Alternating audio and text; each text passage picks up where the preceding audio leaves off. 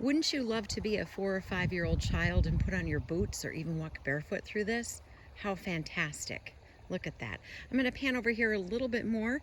Then I'm going to set this down on the stump of the tree. But look, all of that. Wouldn't that be fun?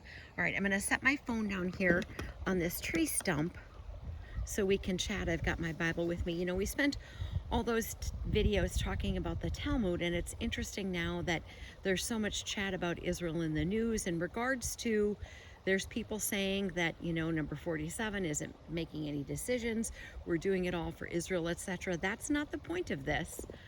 And here's the thing, you don't really know, neither do I. There's probably only a couple people that do.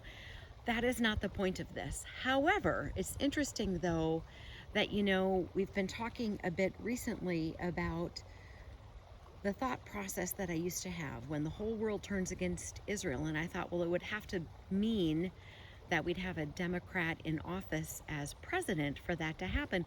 But then remember me saying, I don't know, maybe it was a year and a half ago that I had this other thought, well, what if there's another scenario? And we've talked about it a couple of times.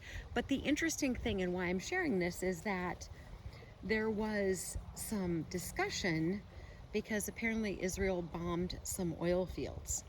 And 47 was like, yeah, don't do that. And I wondered because, you know, gosh, could this be a catalyst where we would turn against Israel? I don't know.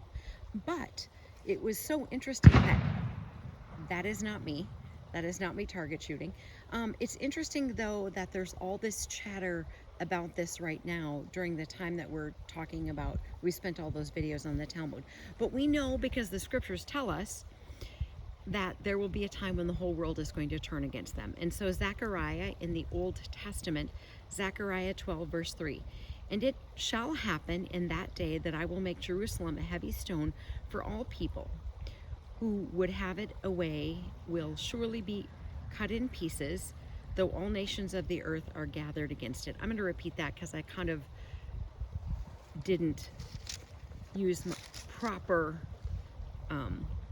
let me just read it again. I think that's best. And it shall happen in that day that I will make Jerusalem a very heavy stone for all peoples. Semicolon. There we go.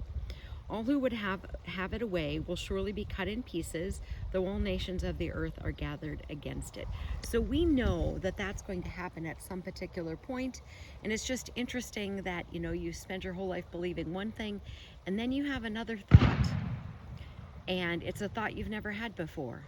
And we've certainly seen some examples recently where you could see something like that could happen. So just let's be mindful of what the scriptures say and pay attention to what's happening in the world, because I just think we're on the precipice of so many things coming into fruition. So if you've got some stream or puddle you can go jump in, please do. Enjoy the day. Armor up, we ride at dawn. May God bless you as always. Have a great day.